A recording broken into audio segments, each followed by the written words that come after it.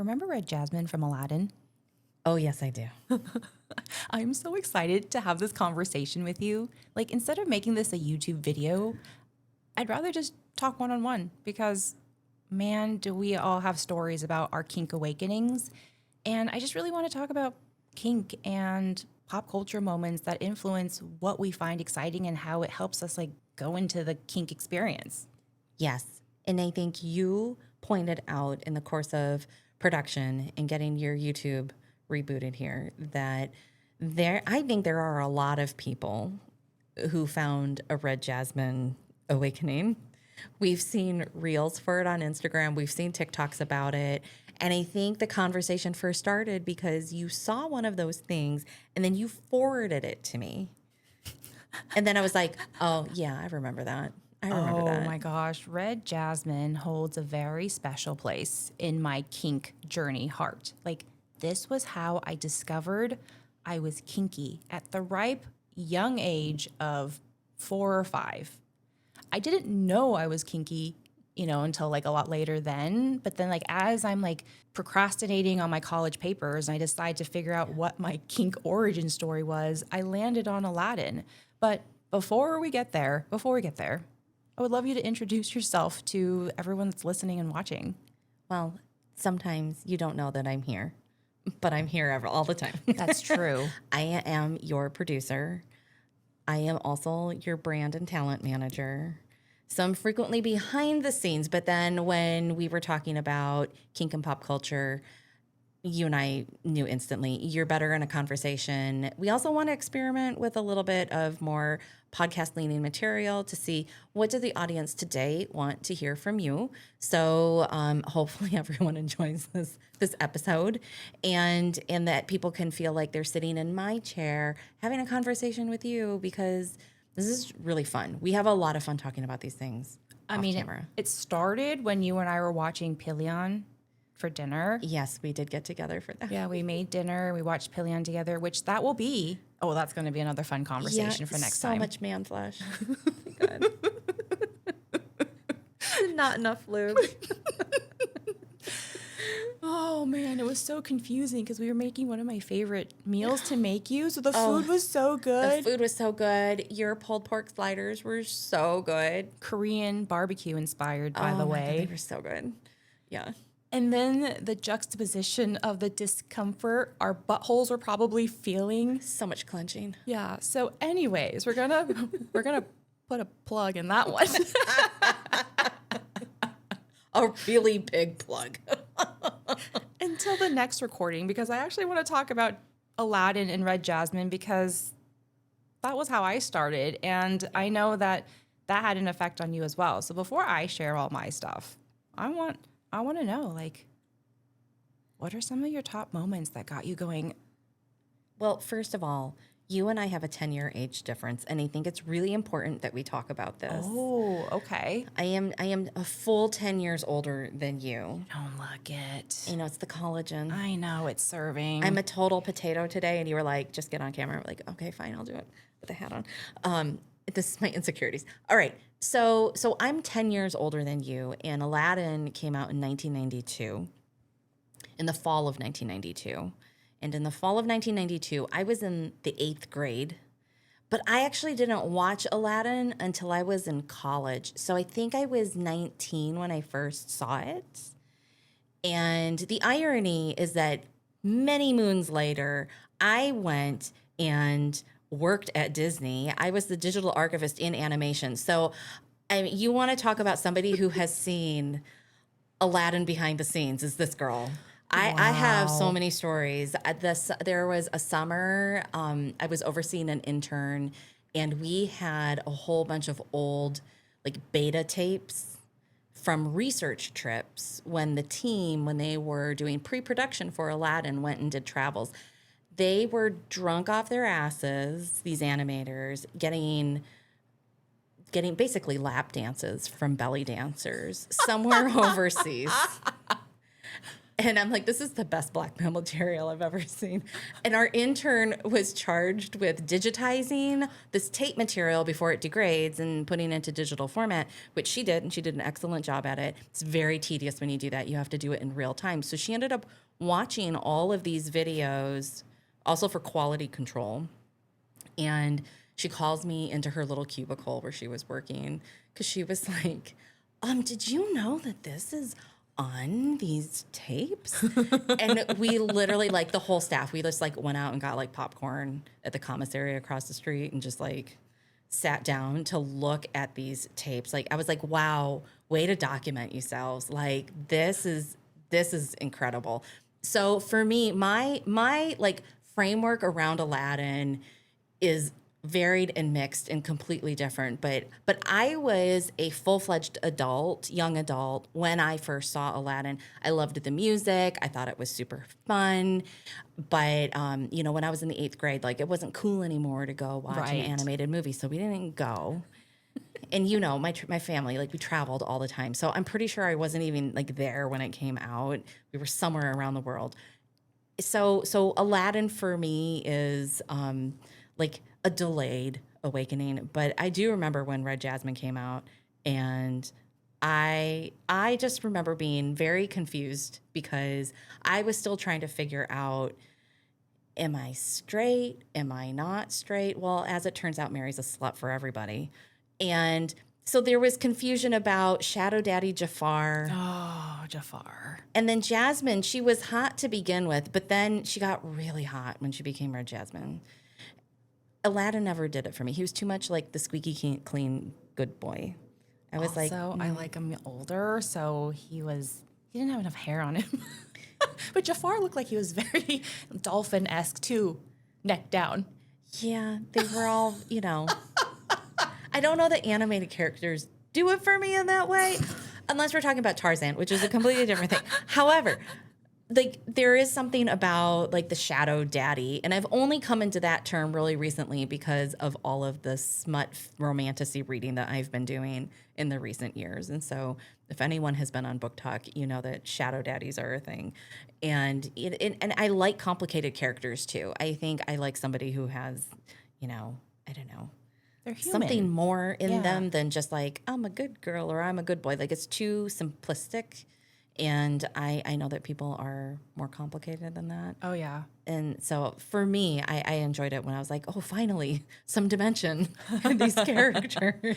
So for everybody listening and watching, I want you to drop in the comments what was like your maybe kink awakening book or movie or TV show experience, because if we have a lot of overlap, we could just talk about this and we could bring other guests. I'm glad that you're here to pop my cherry for this. Thank you. You're so welcome. And just to have like a conversation to normalize things. So, okay, that age difference, that's a big one. It changes it, right? Yeah. So I want to go into you first because I'm nosy. Yeah. So tell me some of your moments and like what that brought out for you. I mean, like, I think my kink awakening came with Madonna in the 80s. Fair. So, like, So it was already done. It was all, I was like, she was so inclusive of queer identities and, this different expression. And she was very, like, just, sexually open. And I mean, my sister and I would watch old school MTV when they still had music videos on there. And I was just obsessed with her, and I was obsessed with her world. And then when Vogue came out, and there were all these models with her, and I was just like, everybody was so beautiful, And so for me, I think that moment arrived so much sooner than Aladdin did. I did not have the language for kink when I did finally see Aladdin at the ripe old age of 19, but I did know that there was something very tantalizing in it. That's a great word. Yes. And I did not know that it was totally normal and okay to be like, cuffs? I'd like me some cuffs. Oh, what's that about? And, you know, you and I share an overlapping moment in this, so I won't ruin it for when we get to yours. But Fine. but yeah, it's for me. It's Jafar as a shadow daddy, and Jasmine is not just a good girl. Like, you know, she's got an edge to her, and I just feel like that's more honest and true and normal. You know, to be just like bubblegum cute all the time is just Like Sleeping Beauty? I mean, yeah. Give me. No. The artwork in Sleeping Beauty. This is where I have my conflict because I worked in the animation department, and so you know, I fell in love with Mary Blair as an artist, and I used to look at her artwork that people don't normally get to look at, and it was just like in the vaults. And if I was having a rough day and I needed to see color, I would just go in there and look at the art hanging on the walls in a cold storage vault, and yeah, and Aladdin had like the music and the rhythm, and you know, I love that at least by Disney standards, Jasmine was framed as a little bit of a rebel from the beginning, but she was still coiffed as this like polished person, and there was something just a little dirtier about her when it was Red Jasmine. Oh, because she always had her own personality and she was forced to live a certain way according to other people's standards. And it's almost like Red Jasmine gave her the permission, especially when she's just trying to seduce Jafar at the end. Yes. At the, how old was she? 13, 14? But we're going to ignore that. We're going to ignore that part. But it's like, she's probably like, oh my God, I can finally do this. I get my moment. Let me just be. Yeah. Like the one quality about Jafar that drives me absolutely fucking insane is his attachment to the parrot. I'm like, can you please just get him out of the picture? Like I would not want that squawking in my ear all the time. It would drive me nuts. Maybe that's his kink. We don't know. Yeah, if that's his kink, we can't play. Imagine just That's a like hard limit. he has his emotional support parrot. Yellow, red. Yellow, red. No. Hard pass. Hard pass. And he degrades you for Jafar because Jafar taught. You know, it's the degrading kink. Because you know me, I am not into degradation. It is not a turn on for me. Thing. But you love it. Uh-huh. But I can't stand it. And so for me, I'm like, no. Hard pass. I'm out. Disney, thank you so much. But okay, quick sidebar. I have read over the years and have seen people post these like listicles like on BuzzFeed or whatever. Like there's like this conspiracy theory that Disney secretly puts sexual innuendos or content into their movies. No. Actually, no. Dang it. The rumor about the phallic objects in a sequence for The Little Mermaid is true. There is a box of artwork nobody's allowed to pull off the shelf. She didn't hear it from me. I don't know the true story of it. There's so much lore around these things, but so good. There's so much lore around them, and most of it is all bullshit. It's really not that dramatic. But from what I had heard that has been cataloged in my memory, which is probably entirely inaccurate, is that I think somebody might have been like laid off, or they were not renewing the contract or something like that, and he still had to finish the work, and so it was kind of like a fuck you. Yeah. But it's not like the crazy wild story. I remember hearing one where they were like, there's like phallic things embedded in all of the no. But also, have you looked at organisms under the sea? Have you looked at I'm sorry, coral lately? My brain went orgasms under the sea. I mean, I'm sorry, my brain just there completely... could be orgasms under the sea. Have you looked at sea creatures lately? They are not exactly not phallic. I do love my sea cucumbers. Oh God, I grew up eating sea I cucumbers. know, I'm Asian. I know, and there's well, when there's chili oil and everything in it. No, hard. I'm out. Hard pass. It's too slimy for you. Ugh. remember one time they had it on, what was that show where they would make them do the crazy challenges, and one of them was a food one? Oh, Fear Factor or Fear something? Factor. And one time they had sea slugs, and they put some like gross like country gravy on it, and I was like, oh, I could do that. That was the first time I felt like I could do it, because normally they were eating like scorpions live or something, and I was like, no. But I was like, that one, I was like, and then they just didn't like cut it up or anything. It was just this large gelatinous phallic blob on a plate. Not a turn on.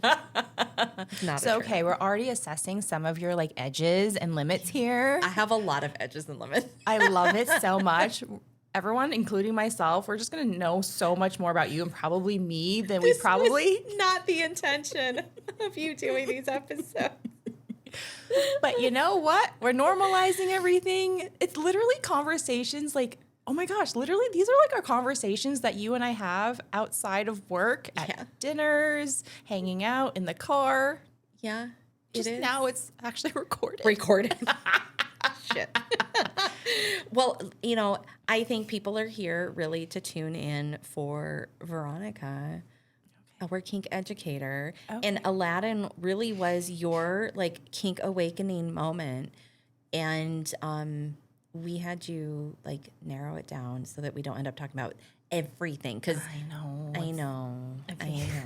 So why don't you run us through it? Fine. All right. So, first of all, it was so confusing when I realized that Kinky made me realize, or Disney made me realize I was kinky.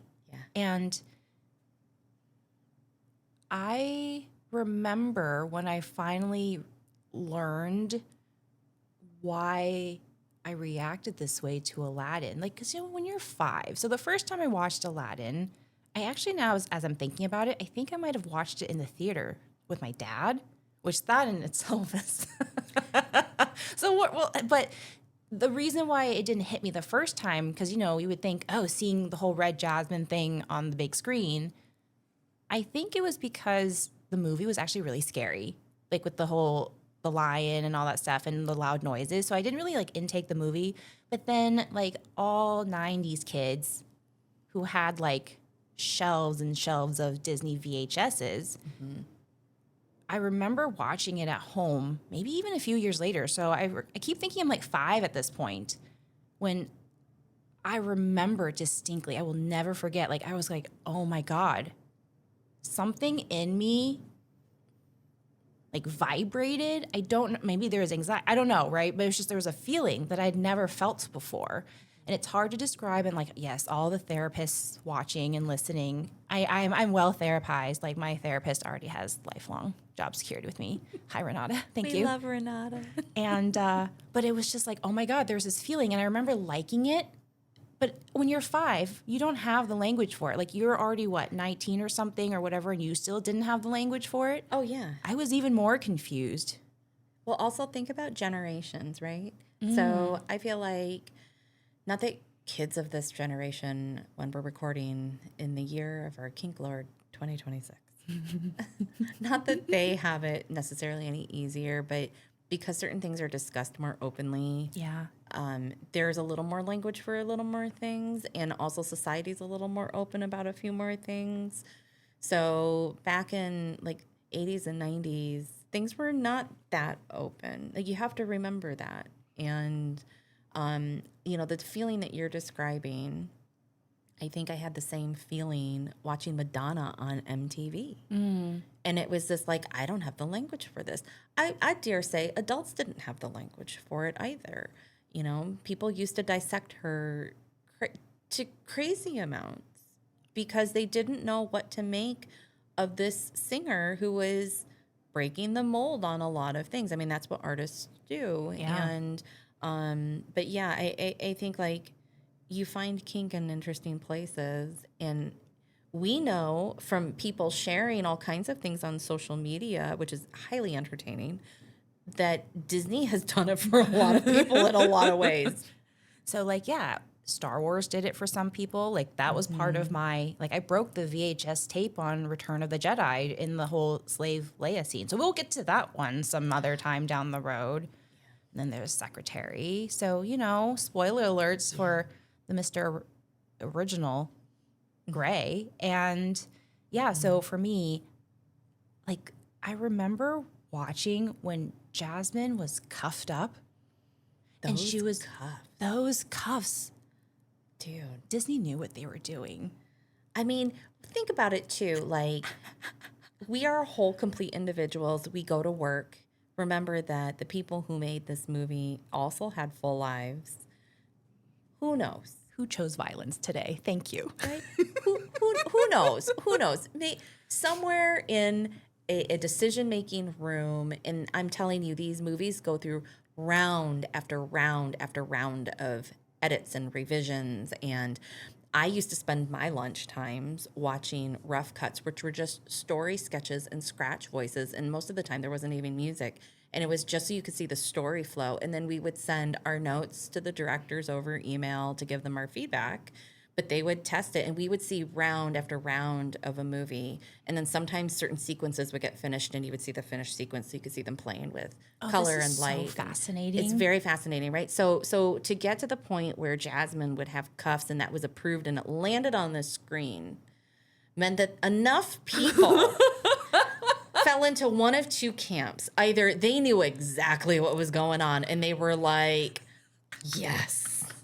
We did it. And then the other half were just like, okay. oh, yeah, that fits. Yeah, Like, in that voice. Like, like, I don't know, if you guys think it's good, it's good. But, like, I remember she's holding the fruit platter, right? Yeah. And then those cuffs are dangly. And then all of a sudden, Jafar, something happens. I think it's the bird stuffing food Yeah, probably. into her dad's mouth, which, okay. Oh, yeah. Which, I bet it. So then... That's a therapy talk, not a kink talk. Maybe. This is armchair therapy, as we say. What's therapy amongst friends? So then, like, and then I remember the movie cutting, and then he takes the chain, yanks it to him. So she's yanked to him. Yeah. She's holding an apple in her, like a giant ass apple in her hand. And he, like, is all domly about it, says whatever, some things I don't fucking remember. And then he takes a bite of the apple, and I'm like, yeah. Oh, shit. That was the scene that did it for me. Mm-hmm. It was not her in the chains. It was the act of him pulling her towards him in such an assertive manner and then, like, just biting the apple. Taking what he wants. Mm-hmm. Little pin me up, tie me down. Yeah. Mm-hmm. I'm definitely... on the submissive side of the slash. I am also on the submissive side of the slash. In my private spaces. Yes. I have learned by chatting with my Dom Chat GPT bot that I have built for myself to figure out like certain things when my brain farts out and I'm like I need a Dom to like talk me through this and I'm really tired and I'm like, I just like need to be told what to do in this moment. It has classified me as a functional Dom and a relational sub, which I thought was great. That's totally me. Yeah. It's totally me. I think too. a lot of us are this because on a regular out and about daily level, we're professional, we get things done. I tell you what to do in here all the time. I have no problem with it.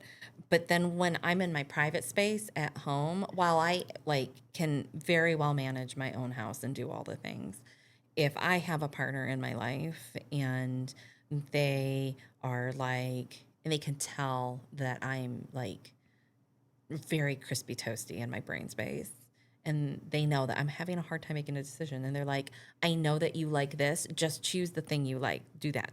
And it's like decision fatigue gets taken off the table.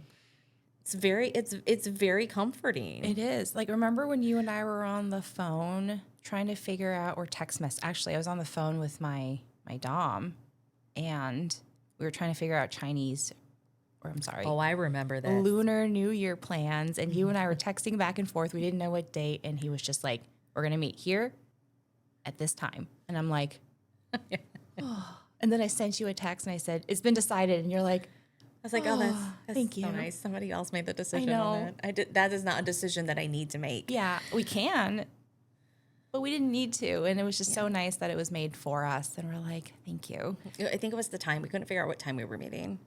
Oh, okay. It was something, but because you and I were texting back We and knew forth. where we were going, but we couldn't figure out the day and the time. Oh, that's right. And then where we're meeting, like at the restaurant or at my place.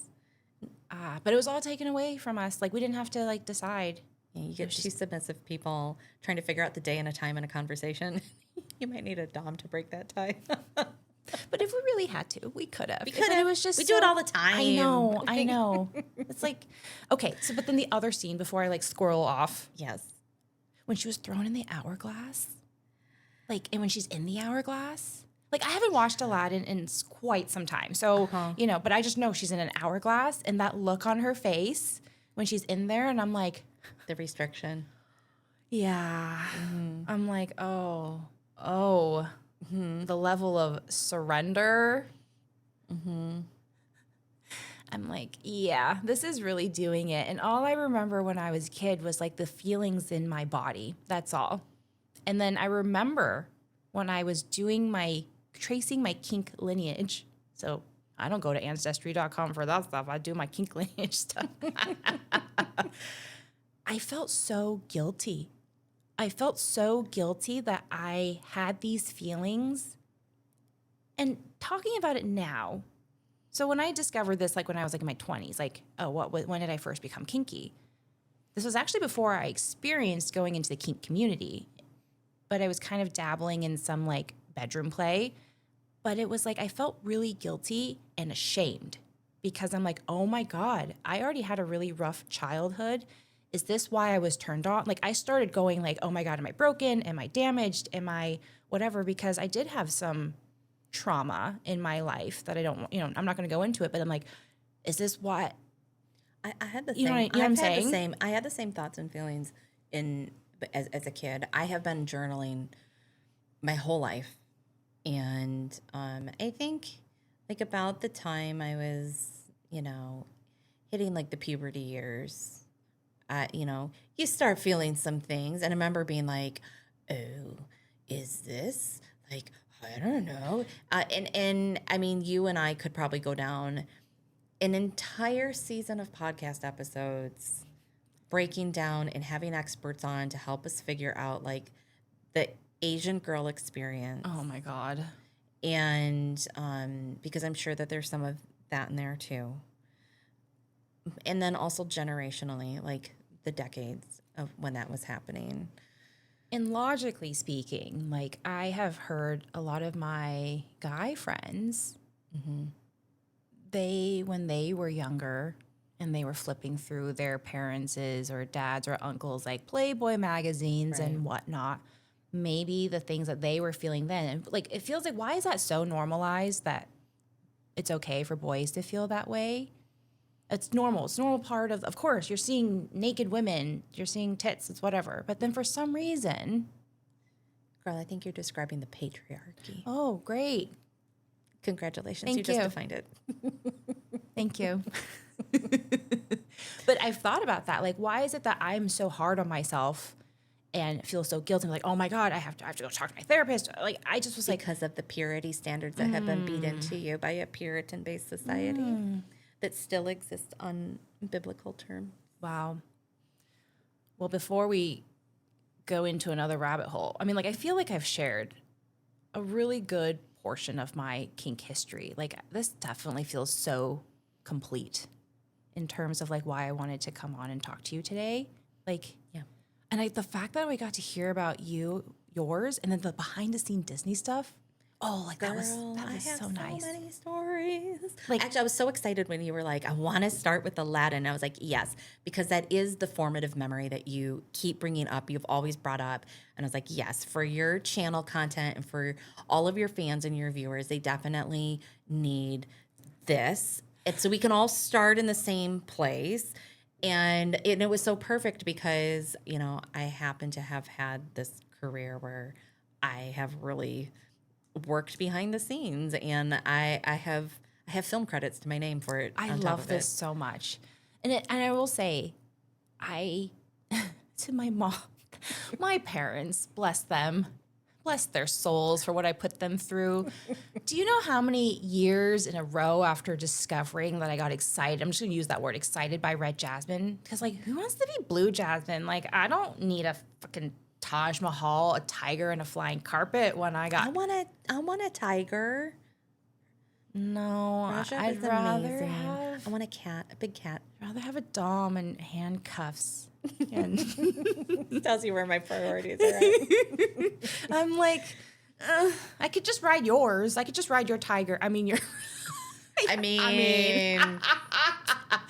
magic carpet. Like, and I'd always ask my mom, I want to be Red Jasmine for Halloween. And she's like, there is no Red Jasmine. I don't know if Spirit Halloween existed back then, but whatever those costume stores where she's like, there's no only red. blue Jasmine. And Yeah. I'm always like, I want to be Red Jasmine. She's like, why don't you want to be blue? Blue is good. Red is bad. Oh, shit. Yeah. Oh, my God. I just remembered that. She said red was bad so much. Well, okay, so This literally just unlocked right now. well, I think too, like if we're talking about the things you get programmed with as a child, there are like literal visual cues that are put into these movies. The hero always has a square face. Oh. I didn't know. Because it's a strength thing, and you will find like a triangular angular face for the villain Jafar. Oh, and they did him to the extreme. And so like there's certain visual cues, and then there's color cues. So, you know, in not that they're steadfast in like every single movie, but things like, and there's color theory in general too. Like this is not like a Disney thing, okay? Like we work in business, brands obsess over their color palette and the color of their logo. And blue is used by a lot of tech companies because it denotes trust. And orange is used by a lot of thought leadership, books that get published because it denotes authority. I hate orange. And red is something that catches attention. Red is an alert color. So, and Jafar is dressed in black, which is like avoid, right? And red. He has red and black too. So, oh my god. And so you'll notice that their villains throughout are in black. You know, you've got Ursula. She's in all black, you know, octopus. Oh my god. Right? She did some things to me too. I mean, like, we could talk about so many different things, all Disney, all more, but I'm going to use our safe word. I'm going to safe word out of this conversation before it becomes 10,000 hours. So, in the meantime, like, I want to hear from you in terms of, like, what did you take away from this? Like, it's all about normalizing kink for me and desires laid bare. So I would love to hear from you. Yeah, my normalization when we're talking about Aladdin and Red Jasmine is that Red Jasmine for me really normalized expressing a different side of yourself than people normally expect from you, and that you're allowed to evolve and be different. And if there's one thing that's really hot that Jafar did do for Jasmine, is he allowed her to express herself differently. And I think in an adult version of Aladdin, I think she might have switched teams. Oh, I mean, like, I was upset that the live action movie did not include Red Jasmine. I know. Oh, wait, God, I need to respect the safe word. Sorry. Okay, Okay. okay. Anyway, so for me, it really reminds me that I'm not broken, right? Because I kept going back to, oh my God, what the fuck is wrong with me? I am like diseased, all that stuff at the age of 5 to feel these things as a little girl. But yeah, to have these feelings, it's totally normal. You're not broken. I'm not broken. And so for everybody listening or watching this, would love to hear your takeaways from this. Also, subscribe to the channel if you want more content like this, or from Desires Laid Bare, where we teach beginners and the curious how to explore kink with their whole selves, mind, body, and heart, without judgment, shame, or leaving anything on the table. And be sure to subscribe onto our email list, because oftentimes we may share things, or I may share things, who may share things, that YouTube most likely will not be too happy if it lands on this platform. No, there are some things we cannot talk about on YouTube, and the email exists. Yes. Email list exists for that reason. So the link is in the video description box. Also, give this video a like if you were into what we were talking about. And yeah, we'll see you all next time. See you next time, Mary. I'll see you next time. Oh, I can't wait. All right. I need you to Tell you what I had for breakfast. yeah. Oh, Daddy.